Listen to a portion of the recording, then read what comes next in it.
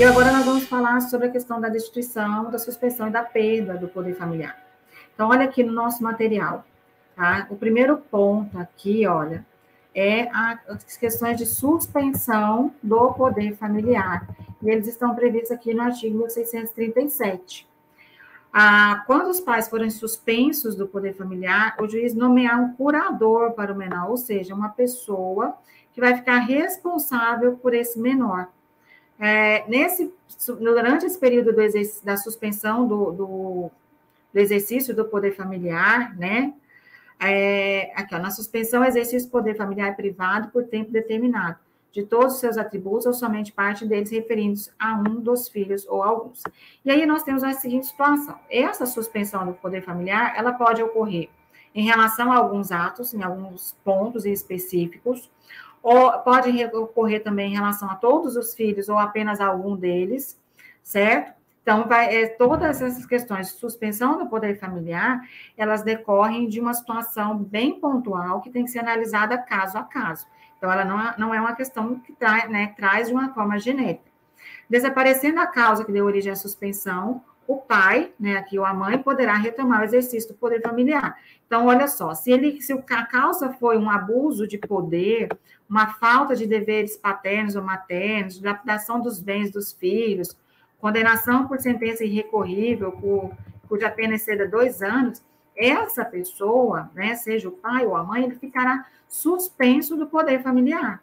Então, essa questão do poder familiar, então, um abuso de poder, né, um castigo, um exercício imoderado ali de algum ato, a falta de deveres, a dilapidação dos bens, a condenação, né, quando a pessoa é condenada a uma sentença, né, já transitada, julgada, cuja pena exceda 2 anos de prisão, ele fica suspenso com o poder, em relação ao poder familiar, né, e essa mãe ficará suspensa, já que nós estamos tratando de maternidade, ficará suspensa do poder familiar em razão desse fato. Aí, saindo ali da prisão, ela retoma, né, o exercício desse poder familiar. Então, assim, se tem a mãe, e a mãe está presa, mas tem o pai, essa criança vai ser colocada em curatela? Não, o pai vai exercer o poder familiar. Agora, se os dois estão presos, se os dois faltaram com os deveres paternos, se os dois, né, ou se a mãe está presa e o pai é desaparecido, aí sim nomeia-se um curador para aquele menor. Nós temos o caso da perda do poder familiar. Só um aspecto aqui, ó. A questão da suspensão do poder familiar não acarreta a exoneração do dever de alimentos. Então, vamos supor, o pai, ele teve o seu poder familiar suspenso, porque ele praticou um ato ali, né, de dilapidação do patrimônio do filho, enfim.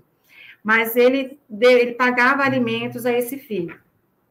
Esse pagamento de alimentos desse filho deve ser mantido, certo? Deve ser, ele não será exonerado desse dever de alimentar. Em relação à perda do poder familiar, no artigo 1638, é uma sanção mais grave, então nós temos a sanção mais leve, mais branda, que é a suspensão, mas aí nós temos a perda do poder familiar, e essas perdas, ela só ocorre com sentença, tá? Eu não posso ter uma perda do poder familiar que não haja, que seja operada por sentença, com base no todo o devido processo legal, com base ali em toda a fundamentação do devido processo legal, tá? E essa perda do poder familiar, ela abrange toda a prole e não apenas um dos filhos. Então, quando eu tenho perda do poder familiar, eu estou falando de todos os filhos. Eu estou falando de todos os filhos. Tá? Então, eu tenho que ter uma ação proposta ou pelo outro cônjuge, né, pelo outro pai, ou pelo Ministério Público, para que haja aí né, para que possa haver aí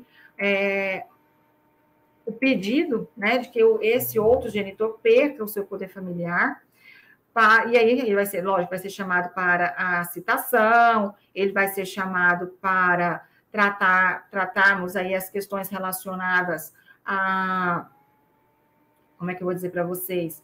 Vamos tratar de devido ao processo legal, contestação, ele vai ser oportunizada a ampla defesa. Então, todos esses pontos que vêm de uma sentença judicial, ele vai seguir obrigatoriamente todo o procedimento do poder, do devido processo legal, né? Então, olha aqui no nosso material ainda, que esta perda do poder familiar, em regra, ela é permanente.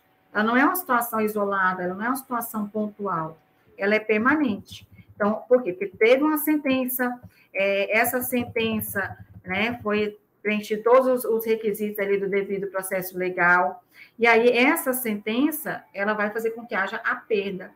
E aí, né, a perda ou destituição, né, do poder familiar, são exercidos pelos seguintes fatores. Olha aqui.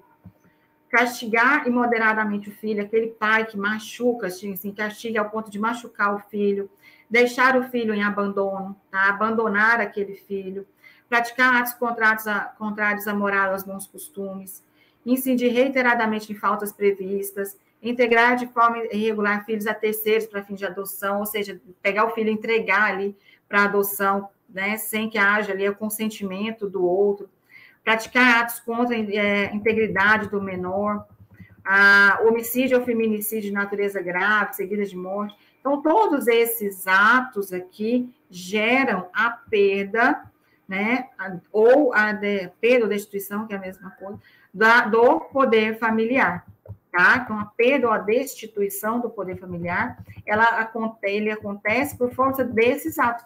Se vocês observarem, são atos extremamente, olha, volta aqui para mim, são atos extremamente graves. Nós temos atos de violência, nós temos atos de maus tratos, né, prática de crimes, né, prática de você pegar seu filho e colocar para adoção sem consentimento do outro, sem passar por um processo regular de adoção. Então, todas essas situações, haverá perda do poder familiar. E a adoção também, ainda que seja... Aí nós temos duas situações.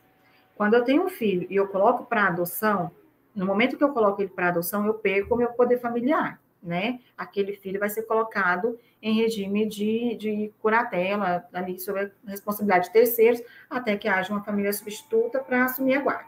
Vamos supor, nós temos um filho, e aí eu quero ficar com o filho. O meu marido vai e doa, né, esse filho para adoção, coloca esse filho para adoção sem o meu consentimento, né? Ele perde o poder familiar, eu não.